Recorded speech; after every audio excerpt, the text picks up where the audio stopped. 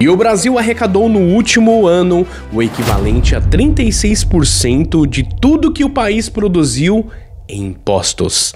São mais de 3,5 trilhões arrecadados da sociedade. Mas, apesar desse recorde, você entra no hospital público e não encontra remédio. Você liga a TV e vê escolas desmoronando. E anda na rua, percebe que a segurança é uma ficção. E agora eu te pergunto, você percebeu que nunca foi dono de verdade do que você ganha? E a frase que ninguém gosta de ouvir, mas resume o Brasil em uma linha. E essa é: no Brasil, até o morto paga imposto. E hoje eu vou te mostrar como funciona o maior golpe do século. Um ciclo infinito de tributação que transforma a sua vida numa eterna corrida de rato. Vou te mostrar porque mesmo trabalhando duro, você sente que nunca vai sair do lugar. E vou te revelar como se proteger desse descaso, inclusive em dólar, investido em empresas que há mais de meio século pagam dividendos sem falhar. Mas primeiro encara essa provocação. Você não tem bens, você só aluga do Estado o direito de viver. E essa história não começou ontem. Desde a época da colônia, quando Portugal criou Quinto dos Infernos para sugar o ouro do Brasil, a lógica sempre foi a mesma. O Estado acha que é dono da produção. Avança para 1988, a Constituição Cidadã, e o que temos? Um dos sistemas tributários mais complexos e absurdos do mundo. Enquanto isso, países como os Estados Unidos nasceram de uma revolta contra impostos injustos. Lá, a frase que ecoava era no taxation, white to representation. Putz, será que falei certo essa palavra? Em inglês não é meu forte. E aqui, parece que nós acostumamos com a rapina. E o resultado, você paga como um sueco e recebe como um venezuelano. Imagina só um balde. Você coloca água dentro, mas o fundo tem furos. Toda vez que você enche, alguém aparece e abre mais um furo. Esse é o sistema tributário brasileiro. Primeiro furo, quando você ganha, salário cai na conta, já vem mordido pelo IR e INSS. Segundo furo, quando você gasta, mercado, combustível, energia, cada produto tem camadas de ICMS, PIS, COFINS. E o terceiro furo, quando você possui sua casa, IPTU, seu carro, IPVA, sua terra, ITR. Quarto furo, quando você morre, herdeiros pagam o ITCMD para receber o que você já pagou a vida inteira. E o balde nunca enche, o dinheiro nunca é seu por completo. Você trabalha, o Estado leva. Você gasta, o Estado leva. Você morre, o Estado leva também. E deixa eu te apresentar o nosso personagem, o Seu João. Trabalhador, ganha R$5.000 por mês. Ó, já tá acima da média aí dos 5% dos brasileiros. No Alerite, já perdeu o IR e INSS. Caiu líquidos na conta R$4.000. Vai ao mercado, paga ICMS embutido. Abasteceu o carro, quase metade do preço é imposto. Paga energia, outro pedaço vai para os cofres públicos. No fim do mês sobra pouco, mas não acaba aí. Ele paga IPTU da casa, IPVA do carro, taxas de lixo, de registro, passa a vida inteira contribuindo. E aí vem o último ato. Seu João morre. Os filhos precisam pagar o ITCMD para herdar os bens. Faz a conta comigo. Mais de 50% de tudo que ele produziu em vida foi drenado. Esse é o maior golpe do século. E agora vamos comparar. Nos Estados Unidos, a carga tributária é de 25%, mas você tem estradas impecáveis, escolas públicas que formam engenheiros e hospitais com tecnologia. Em Portugal, menos de 30%, com serviços básicos funcionando. No Chile, cerca de 20%, e crescimento constante em infraestrutura. E o Brasil? 36%. Puta que pariu. Recorde de arrecadação. E a sensação de que nada volta. Eu repito, porque você paga como um sueco e recebe como um venezuelano. E você sabe quem não sente tanto esse peso? As grandes empresas, os super ricos.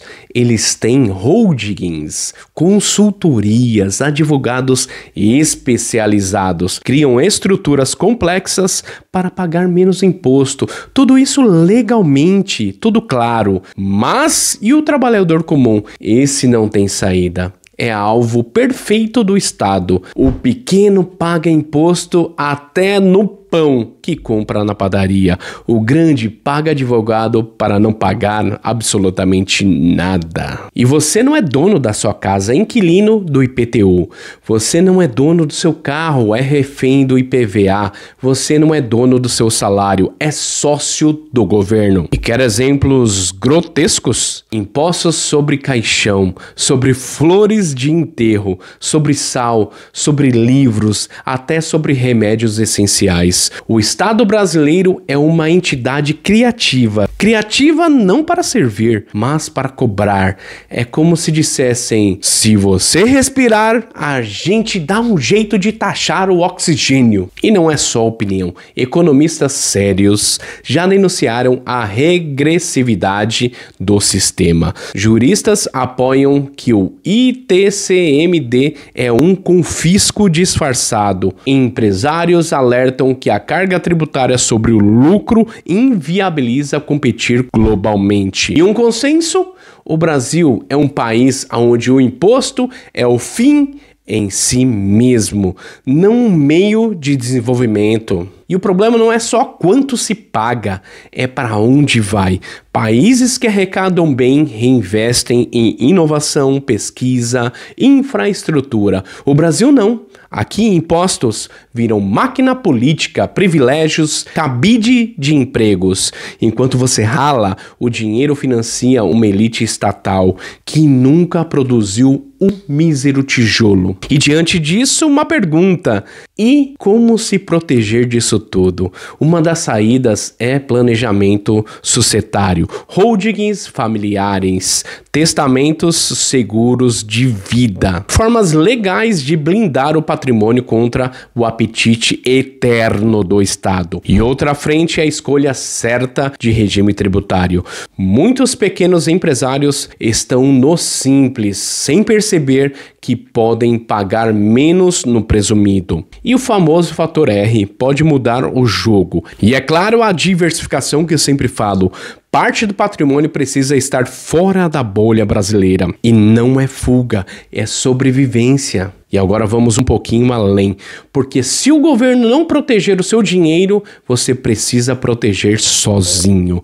O real é uma moeda frágil, inflacionada, desvalorizada. Depende de Brasília. O dólar não.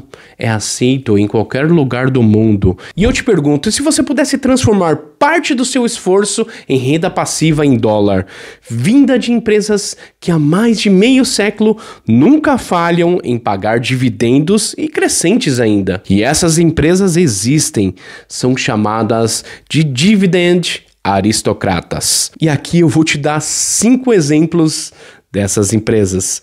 A Coca-Cola, todo mundo conhece, uma marca global, consumo recorrente, dividendos há mais de 50 anos. Número 2, a Johnson & Johnson, também conhecida do brasileiro, saúde, longevidade e previsibilidade. A Procter & Gamble é a P&G, produtos essenciais no mundo todo, também mundial também.